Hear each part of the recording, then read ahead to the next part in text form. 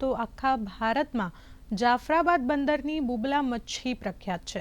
આ કારણે જાફરાબાદના હજારો લોકોને રોજગારી પણ મળી રહે છે। આ મચ્છી ઉપર કોઈ જાતનો જીએસટી નથી, તેથી તેમને ખૂબ મોટો ફાયદો થતો હોય છે। સરકાર દ્વારા જાફરાબાદમાં વિકાસના કામ ખૂબ થઈ રહ્યા હોવાથી હાલ સાગર ખેડૂતો માટે દિવાળી સારી જશે એવું કહેવામાં આવી રહ્યું છે। આ મચ્છી રૂપિયા 250થી 500 સુધીમાં વેચાય છે। જાફરાબાદમાં પરિવારને રોજીરોટી સાથે દેશ માટે હુંડિયામણ પણ રળી આવે છે।